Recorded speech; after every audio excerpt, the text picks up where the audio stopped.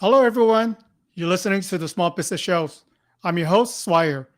My guest today is Rosalind Henderson from Leadership Keys Unlimited. How are you doing, Rosalind? Oh, Swire, I'm doing fantastic. How are you? Good. For listener who might not yet be familiar with you and your work, what should we know about you? Oh, goodness, that I was a sales trainer who hated sales initially. To be honest with you, I was a teacher for 30 years and I ran a business alongside teaching for some years and decided to retire early to go full throttle into my business. And what I learned was that coming from that 9 to 5 into the business world was very difficult because I was unable to sell, and being unable to sell put me against the wall eventually, where I had to make a decision. Even though I dislike sales, even though I tried to avoid it and do other things, leadership business, because I started off with a leadership business at first, I realized that, I need to get professionally trained in sales. And I did that. I bit the bullet. I did that, got into a program. I learned about a 9 step sales system, really critical in being able to produce the income you want. I started going through mindset shifts, best practices. I really worked hard. And what I discovered is that sales is a learnable skill. When I first used the the system that I was introduced to, I was able to close a $2,500 sale. Wow. Then I was able to close a $1,500 sale. Then I was able to close another one and another one. What came out of a system and learning sales is that I could produce a predictable income. And that's what I know entrepreneurs desire. Okay. Let's talk about that. I've many questions for you in there, especially for the past 2 years. I know that a lot of people unfortunately got laid off or the business were no longer, functional. So they actually pick on their side hustle, right? Their dream work sometimes. But they thought that by having a good product or service, people will come. So they actually hate sales, like what you just talked about. So can you touch on more why having a system works and what kind of system do we need before we start? Well, a system is really important because having a system means that you're going to get predictable results. There was a book that I read about that. For instance, if we're talking about McDonald's, they have an assembly line sort of system. So, they're going to squirt only so much mustard on your burger, and the burger is this, it's certain centimeters wide, and you got two pickles. What you want is that consistency in the burger. Every time you get a burger from McDonald's, now we can argue about how healthy it is, but anytime you get a burger from McDonald's, it's going to be the same exact burger. Okay. You can pretty much predict that. And likewise, when you have a system in sales, for instance, okay, my first step is lead generation. Okay. So there are particular ways in which I can lead generate. And then I need to set an appointment. Then I need to have rapport with the person that is in front of me. Then I need to understand what their problem is. Then, it is putting these steps in order, which makes sense. That's what gets you the results, the consistent income. So that's first and foremost. That's the foundation of sales. I have come across so many people who are starting businesses, or some of them are even novices. Okay. And they lack a system. They'll sell this way one time. A second time, they'll sell another way. There's an inconsistent way that they sell. And in the final analysis, Swire, you're leaving thousands of dollars on the table because you're missing steps in your sales system, or you're showing up differently each and every time. So that's the importance of a system. So that's why in our program, our mega sales community program, that we really help the participants master the foundations, the basic system, so that again, so they can be more profitable and have a healthier business. Yeah, I really like that answer. And I want to give this analogy, why have a system. Imagine you are checking into a hospital. They better have a system, right? They know the nurses, they know what to do, the doctors know what to do. If you ever walk into a hospital that doesn't have a system, please go out and leave, right? But I wanted to make it more interesting, a conversation, right? Especially when you talk to younger generation, they want to be the disruptor. I don't want to follow a system. I don't want to be an individual. So what would you guide them through the process? Is it okay to be an individual while having a system? So, kind of like what we go about, what to expect, sort of. Oh, yeah. So, for instance, what we do, especially when someone is new in sales, you're transitioning from teacher, and now you want to be a sales trainer, or transitioning and you want to do something else. You want to work with someone with weight loss, whatever. Um, so, we give the system, we give even scripts and guidelines, sometimes learning how to order your words, in a particular way is going to have a certain effect. After you really get good with the system, then you can put that system to the side because it's instilled in you. Bring out your personality. There's going to be certain things that you're going to have to emphasize with one prospect over another. Maybe a prospect, for instance, I've had prospects who needed more time with me, and they really, I could see that they wanted the relationship building before we got deeply into how their issues were impacting every area of their lives. You're going to see that there's nuance to sales. You're going to see that there's an art to sales. You're going to find your own personality in sales. I like to have fun with it. That's because that's my personality. I like to be warm. I really am into the connecting part of it. So for those disruptors out there, go ahead and disrupt. But you need to have and I would always say this. I understood this as a teacher. We would always write our lesson plans. We knew what we were going to teach the students each and every day. But guess what? Circumstances would come into play. And sometimes I threw my lesson plan out the window because it was more important that I gave a prospect what they needed in order to close a sale. So it's a lot of art involved in being a salesperson. Yeah, I love that you have 30 years of experience teaching, because I think in sales, you're just basically teaching other people. And I think you've seen it all, see all kinds of personality, grown up are like child, pretty much like business people.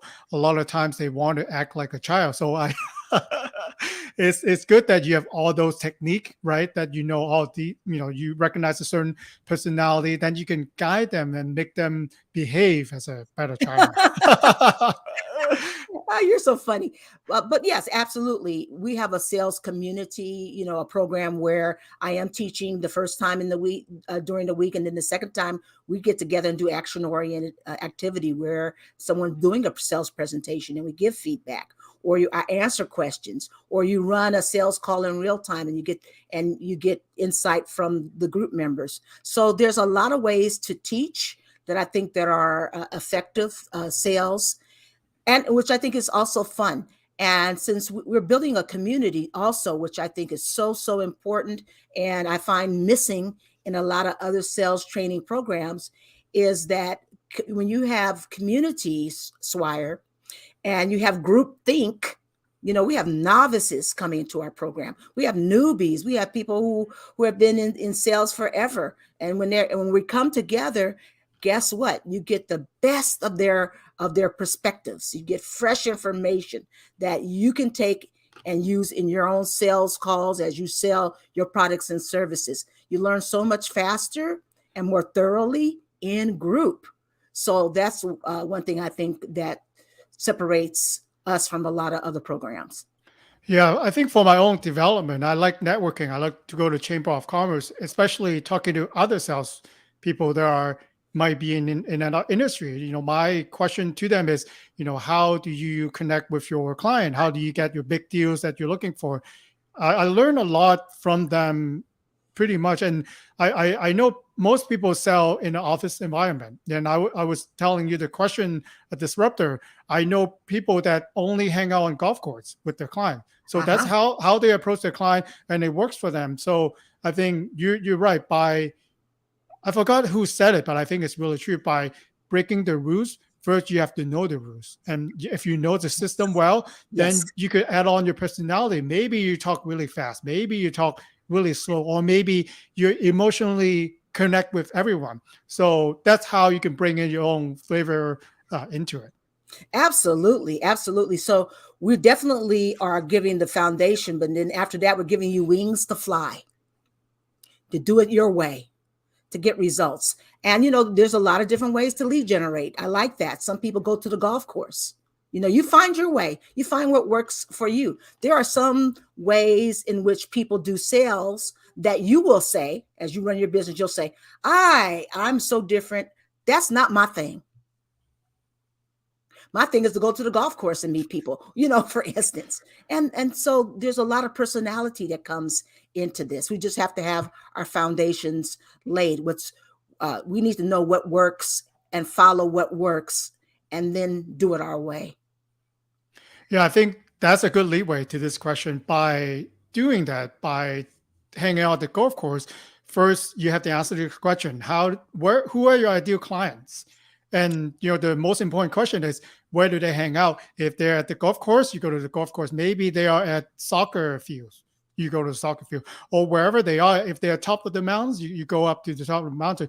But I think before we answer that, a lot of people that I talk to, especially some clients that I interact with, don't know who their ideal client is. They wanted to target everyone. We're a restaurant. We sell clothes. Everyone wear clothes. How would you guide them through that process? Well, what I try to help entrepreneurs do is identify, as a starting point, who is your ideal client. Let's be honest with you. And we're doing a psychographic, basically. I, for instance, want to work with, and guess what, Swire? It took me a moment to figure this out, when I first started my business. But I want to work with people who could pay for my services, number one. Hardworking people. And since we're in a group setting, oftentimes, I want the participants in my group to care about others hitting their income goals as much as they care about their own. So there was a certain, I want the honest people. I love fun. So those are the kind of people that I am looking for, and I identify them psychographically. Now, it depends on your industry and what your product and service is, but I think we need to start there. And for me, and for you, Swire, I know that as time goes on, who we were as business people 5 years ago is not who we are today. The people that I was working with 5 years ago, I've changed so much that those are the people, those kind of people I'm not working with so much today. I've identified that I really like working with professionals, in particular, like myself, who was a teacher, who was a doctor, who was a social worker, who have decided, it's time for me to start my business. And so those people I really like working with, because I was that person. So then that is my avatar that I primarily focus on. I focus on others, but that's my primary focus. How can I find them? How can I connect with them? How can I bring them into my program? And one thing that you do once you say to yourself, this is the kind of person I want to work with, this is my ideal client, then it's really, really important that entrepreneurs understand the importance of market research. Market research. That means taking some examples of people who represent the people you want to work with, and to begin to ask questions, to understand their pain points, to understand their desires, to understand what their day looks like from the beginning to until they go to bed at night. Really asking some poignant questions so that when you are messaging and trying to draw these people towards you, to you, you know how they talk. You know the language in which, you know which words are going to resonate with them. You know how to put the messaging in brochures, Facebook posts, your blogs, so on and so forth. This is how you begin to draw. And since I'm a social seller, I primarily work on Facebook and through LinkedIn. You are going to have people self-selecting themselves because when they read your posts, they'll say something like, wow, Rosalind really understands me. It's like he's a fly on my wall. And they begin to self-select and they want to join your Facebook group. They want to be taught by you because they see that you really do get them. And then you nurture them through your teachings, events, webinars, okay? And to the point that they're nurtured to the point where they say, man, I would like to work with her. If she's given this for free, wow, what will it be like to really get into her transformative sales program? So I hope that answers your question. Yeah, it's actually something that I'm working on myself also. In the beginning, you said something that really resonated with me. Who is going to pay full price for my service? Right? I constantly want to figure it out because no matter what industry that you're in, no matter how great you think your business is, you're going to have competitors, right? So the usual way is to discount your price, right? Do it cheaper, right? So you get the business. But what if you could connect with all your clients that will be happy to pay full price? Sometimes they pay you more just to work with you. And there are experts like that. There are experts in each industry and even say commodity, right? Even when we buy cars, there are certain car manufacturer that you like better than the others, and you actually pay more just to get that car. So I actually went through this exercise myself. I looked at our accounting software for this year in 2022. Look at who our top 10 clients are in terms of revenue, invoice amount, right?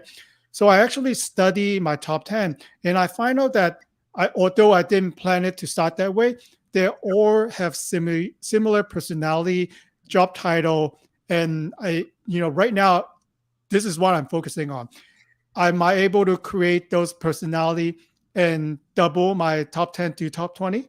So in similar Wow. title, in similar pain point, as you said, because there are clients that don't want to be bothered with promotional product. They just want to have someone do it for them nicely on time, and they will pay you anything for it because this is a small pie on a lot of bigger corporations' marketing budget. They don't want to nickel and dime and do internet research for 30 hours just to get the cheapest product out there. Once I developed those thinking, I think it kind of changes my mindset. Instead of getting upset every time that people want me to match a price or finding other ways to get cheaper, I focus on my top 10, how I could create a Yes. better service for them. And how do I find, people with similar title and avatar out there. So that's kind of be my goal for, moving forward. Swire, I think that's a wonderful strategy, and they know people, they know others in their position. I don't know who you're targeting, but asking for referrals, getting on LinkedIn, finding those positions, keeping yourself just really brainstorming on how to connect with those people. I would stay right there. I think that makes a lot of sense, and this is really, really key. I think also sometimes, Swire, is that we just need to learn again. You found which pond to fish in. You're discovering this is the pond. This is the pond I'm going to fish in because I got the top 10 results. We need to know where to put our fishing poles because you can message use the same, or I wouldn't say this, use the same kind of messaging, but my product really doesn't change. My product remains the same. But if I'm talking in a certain vernacular, I'm going to draw these kind of people over here. If I'm talking in a certain vernacular, okay, if I'm talking in the language that a high ticket client understands, guess what? They're coming my way. My product hasn't changed. It's the way I messaged. It's Yeah, I my love that. message that has changed. And this is what we need to be aware of, making sure that we're in the right place with our fishing pole, and that we're using the right language. This is why if you're even able to talk to some of your past clients and say, can I have 15 minutes to do some market research and understand what their pain points are, get their language, and really you're mirroring that language right back to them in your marketing, then they're going to say, he understands what I'm about, who I am. And you attract so many more people to you. So yes, you have to go looking for prospects. You have to prospect. Yes, you have to do that. But you can really cut the amount of time and effort in trying to find, these leads by instead attracting them to you. When you attract them to you, that's a lot less effort on your part. Yeah, just to add to this point, I add up the total amount that they order from us, our top 10. It is equivalent to 76% of our sales this year. So I could really afford to focus on this top 10. Even if I cut all the rest of them now, if I'm able to get 3 more, 4 more, or whatever that the number is, it kind of justifies it. So I encourage everyone listening to look at your accounting system, or maybe previous years, to look at who your top tens are. Know who they are. Are there ways that you could double these people? Finding, like Rosalind said, do they have other colleagues? If it is a big department, can you work with other departments within the same company? So you can actually just focus 10 clients, and you don't, I won't say no for the rest, but always I welcome more business. But we could really afford to focus on this 10 now, because they're equivalent to almost 80% of our sales. And let me ask you this, Swire, in terms of your experience as a business owner, how was it to work with those particular 10? Were they eager to work with you? Were they easy to work with? In terms of, did you notice any difference between those who didn't mind paying versus those who said, cut me a deal, Swire? I think you mentioned it too, during our conversation, is I have to find out the pain point. Each of those top 10 have their own pain point. And if I could identify it, if I can solve it, then we go past the budget point. Because initially, obviously, everyone care about their budget. But if I learn more about what they're trying to do, then it's not really about the budget. It's about them not messing up the program so they look good in front of their bosses, or maybe to meet their timeline that no one's able to do. And so that go way past the budget point. If we could deliver it, and if we could solve their pain, then that's why we're working together. That's why they keep coming back, is they know that if I talk to this guy, even it sounds really crazy and outrageous, he somehow can figure it out. Yeah, and that definitely will bring you increased business. And I also believe that when you can fully demonstrate the ROI in working with you, so whatever they pay, if they're able to get 10 times the ROI from working with you, they will keep coming back. Price doesn't become as much as an issue. Let me give you an example. So my program that is a 6 months program. We meet twice a week, and I do help participants to double their income. And I charge $69.97 for that program. But let me break down the ROI. When you can break down the ROI, here you have sales skills that'll last you a lifetime. And if I could, for instance, and I'm just making up these figures, if you can make very conservatively $1,000 extra a month for the life of your business. Let's say you want to be in business for 20 more years. We do I don't have the calculator, but do the math. Does 69.97, does that sound like a lot for all the money you're going to make over the lifetime of your business because you learn sales skills, best practices, the art of sales, sales psychology, da da da. It's a no-brainer. When people understand the ROI on their investment, it becomes oftentimes, well, you helped me to see that. I get that. And here's my credit card. Yeah, that's interesting. So I think I got to bring this question in. We talk about all the good stuff and why we need to have a system, and how one can really become better by having a system and learning a process. I think this for me is still difficult. Handling rejection, it sometimes is, I take it personally, and I know it's not person. They didn't want to do that because the situation is just not a good fit.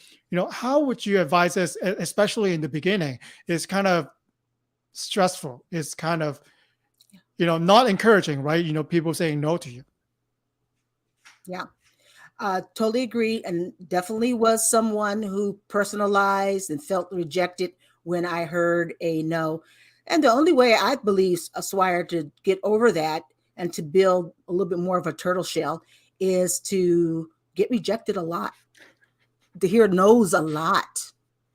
And what is dangerous about a no, and the thing about a rejection that I'm concerned with oftentimes with my participants, is that when you hear a no and you see it as rejection, what you automatically do is you kind of recoil and you kind of say, I'm going to sit on the sidelines here, and you let time pass. You're nursing your wounds. You get into the emotions. And all the while, sales is a numbers game.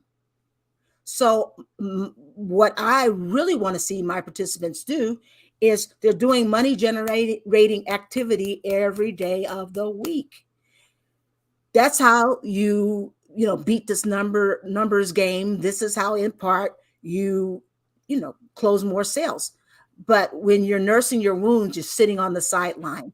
So there are methods that I use. One method that I use in my program is, we have accountability buddies in our program. So, for instance, if you find yourself really struggling with a feeling of rejection, and you might say, I'm throwing in the towel, I'm going to throw in the towel.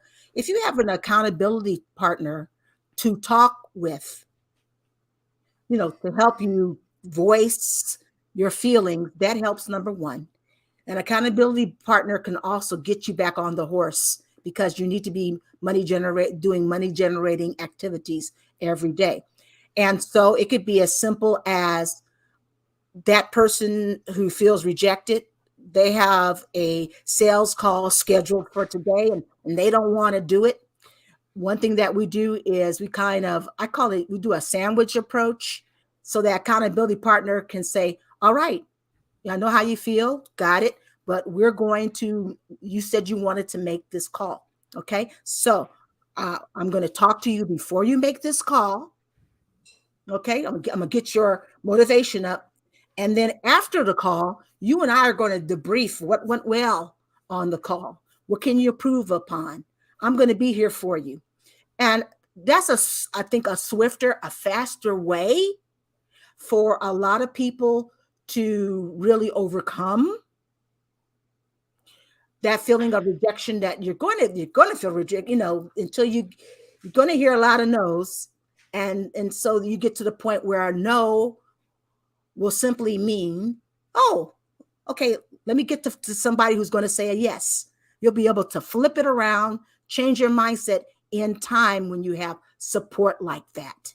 And when you keep on going, you'll get more resilient. So that's just one strategy that we use to help people with feelings of rejection.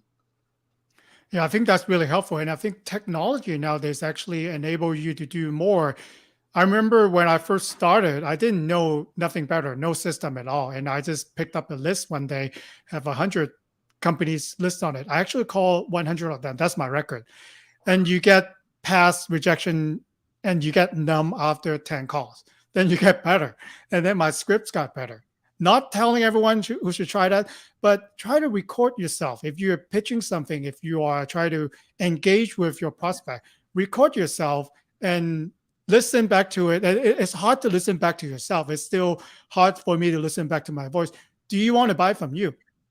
And then if you're doing Zoom calls, right, in a virtual environment, it's very easy. Record your presentation, show up all your slides, and look at it yourself and grade yourself. Do I want to buy for myself? Chances are you even yourself can pick up a lot of things, or maybe True. ask your loved one. And if you have accountable buddies, have them, give you pointers on it. Then don't feel personal if people give you suggestion or sometimes give you things that you need to work on. That's how, I think one can get really improve really quickly. Oh yes, feedback is extremely important, and if it's done in a safe and caring environment, then we get used to feedback. Feedback is actually your best friend. If you want to learn how to grow faster, and shave your learning curve off of sales, then get under some good feedback. And you have to be, I think absolutely when you have to, taking a look at your own sales process is really important, and getting in front of people with some expert eyes who have been in the business for a while. We all have best friends that are business people. That's really important. But once you begin to do that and commit yourself to getting better, knowing that sales is an art, you can sell for 30 years and still learn something new. Yeah, It, definitely. it goes on and on. And so when you have that attitude and you know that you're in a caring environment where you get feedback. And can I just also say this, Swire? We need to be more caring towards ourselves. Sometimes our own self-talk is so critical that we become our own worst enemies sometimes. So we need to create an environment, an inner environment where we're our own best friend. We're our best friends and we are caring, and we, see ourselves soberly, but without the judgment.